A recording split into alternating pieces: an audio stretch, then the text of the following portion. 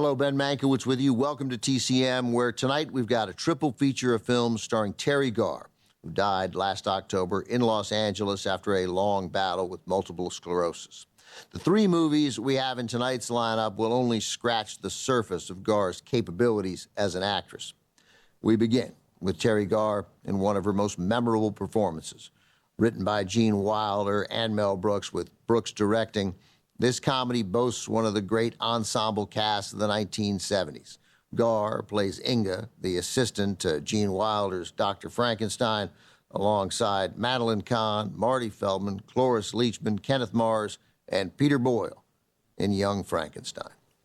Though there's nothing typical about this comedy, a brilliant and loving parody of Universal horror films of the 1930s and 40s, it fits with the type of roles Teri Garr played for the bulk of her career. While Garr was often cast in supporting parts, she never took the easy way out by allowing those characters to become two-dimensional cartoons. Garr consistently brought authenticity to her films. She was also a gifted screen comedian.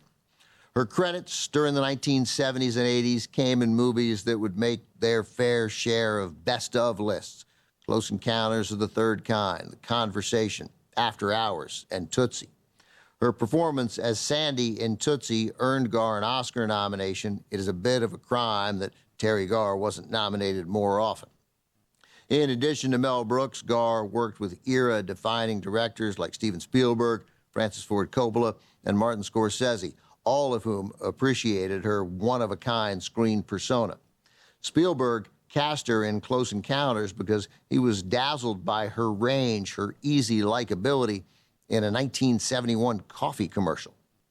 During pre-production on Young Frankenstein, before she'd been cast, Garr learned that her mother was working in wardrobe on the film. She asked her mom if there were any parts available. There were. Garr's agent arranged for an audition. She had her sights set on the part of Elizabeth, Dr. Frankenstein's, I keep getting it wrong, Frankenstein's fiancée. But Mel Brooks had already cast Madeline Kahn in that role.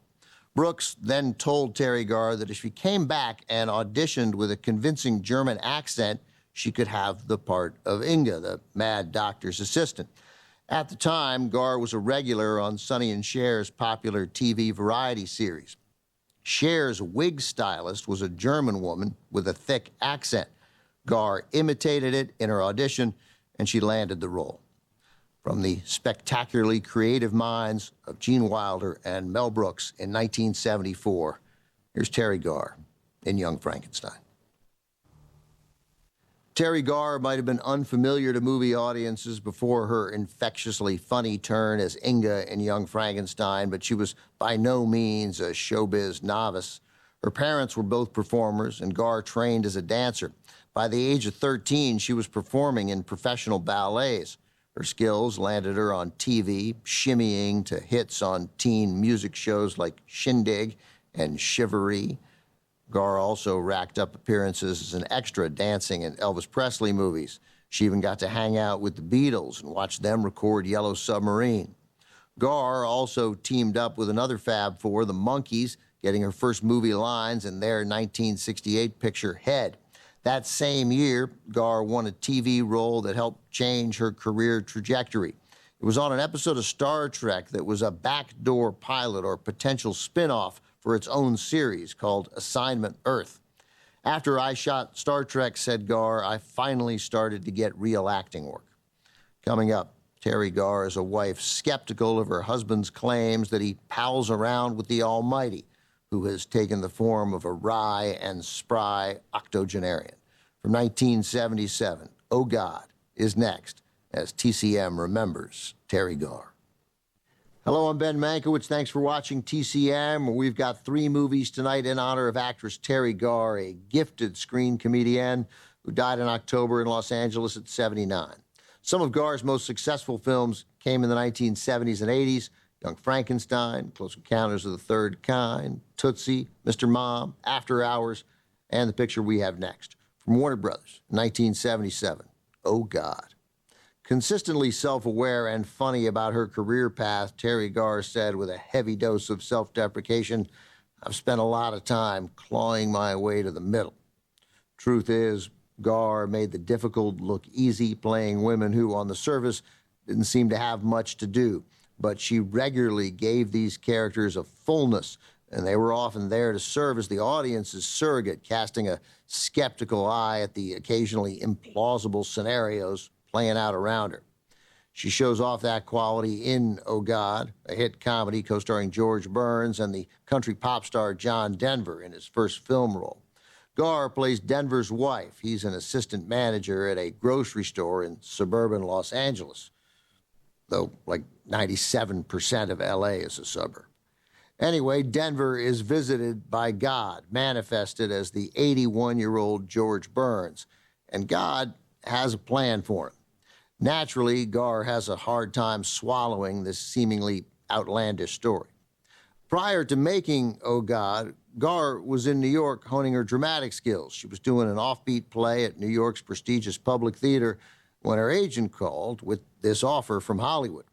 In her highly entertaining autobiography, Speed Bumps, Flooring It Through Hollywood, Garr writes that she only knew John Denver through his hit records. She admitted she was a bit snobbish about working with a novice actor in his first film. However, Denver won her over when she met the singer and watched him perform at Madison Square Garden in front of thousands of fans. Garr weighed her options: stay in New York and freeze my butt off, or head to Los Angeles and, quote, get paid $40,000 to eat shrimp cocktail in my trailer. She chose the shrimp and moved to L.A. From 1977, directed by a comedy god, Carl Reiner. This is Oh God.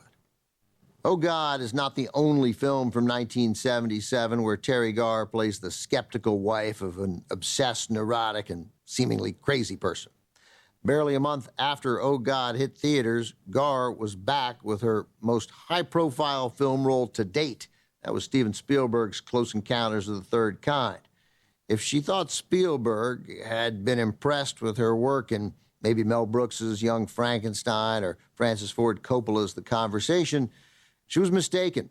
Spielberg had been taken with Garr because of her performance in a television commercial for MJB Coffee. You can watch the ad on YouTube. It's really good. Like, it's one of the great acting performances in a commercial. She half laughs like 3 times. She kind of repeats herself, and she ends by saying that she drinks MJB coffee because somehow it always tastes good when it should. And I'm not the greatest cook in the world. I'm telling you, she's so believable and likable in just 30 seconds. Anyway, Spielberg felt she'd be the perfect beleaguered housewife to Richard Dreyfuss's alien-obsessed everyman. Since she had no idea what a beleaguered housewife acted like, Teri Garr followed her sister-in-law around, journal in hand. Garr then modeled her Close Encounters performance on what she observed.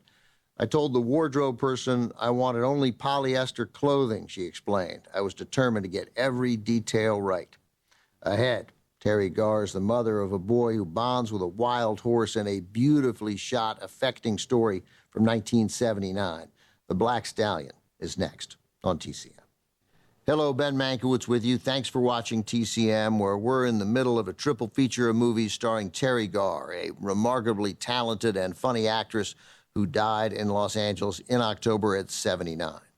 Garr was so good at playing neurotic, off-kilter women in comedies that she was rarely called upon to play it straight. The film we have next gives her one of those infrequent opportunities, and not surprisingly, Garr shines. From executive producer Francis Ford Coppola, directed by Carol Ballard in 1979, The Black Stallion. At the story's heart is the bond between a young boy and a majestic, untamed black horse. Garr plays the boy's mother. Much of the early part of the film is free from dialogue, as the director, Carol Ballard, allows this moving story about the boy and the Black Stallion to unfold in a visually striking and affecting way. The film is an adaptation of the first in a series of popular novels from writer Walter Farley. Hollywood had avoided any attempt to make movies out of Farley's stories until Francis Ford Coppola took an interest. Teri Garr came to The Black Stallion after producer Fred Roos helped her get the part. He had also produced another Coppola film that gave Garr her first important role as Gene Hackman's girlfriend in the 1974 thriller The Conversation. The Black Stallion's cast includes Kelly Reno, Hoyt Axton, Clarence Muse, and the incomparable Mickey Rooney as a horse trainer, an older version of the character he played in National Velvet. Not officially, but it sure feels that way. Garr remembered an odd encounter with Rooney after she had complained to Roos that she didn't have a dressing room. Rooney overheard and he told Roos, "Don't worry, I'll straighten her out. I straightened out Ava," meaning Ava Gardner, his former wife. "I can handle her," Rooney said. Next thing Teri Garr knew, she was in Rooney's dressing room receiving unsolicited pearls of wisdom like, "This is showbiz. We roll with the punches." Not sure how many punches Mickey Rooney actually rolled with. Here's the movie they made together from 1979, released by United Artists, The Black Stallion. In 1983, Teri Garr reprised her role from The Black Stallion in its sequel, The Black Stallion Returns. She'd also soon work again with Francis Ford Coppola as a lead in an unusual and misunderstood musical fantasy the director made in 1981, One from the Heart. Garr hit a career peak a year later with her Oscar-nominated performance in the smash comedy Tootsie. In 1983, she starred with Michael Keaton and Martin Mull in one of the best comedies of the 1980s, Mr. Mom, written by the great John Hughes. Garr stayed busy for the next 3 decades, working in movies and on television. She made a series of memorable appearances on David Letterman's Late Night Show and won new fans via her recurring part as Lisa Kudrow's mother on the hit series Friends. In 2002, Garr revealed she had been diagnosed with MS. She cut back on her work to take care of herself and raise awareness for the disease. Despite her setbacks, Garr never lost her positive attitude. "I choose to believe life is full of good things," she reflected in her autobiography. "MS is just a speed bump, a little one." Coming up, a film from Hollywood's golden age that shares much in common with The Black Stallion, including Mickey Rooney. National Velvet is next on Turner Classic Movies.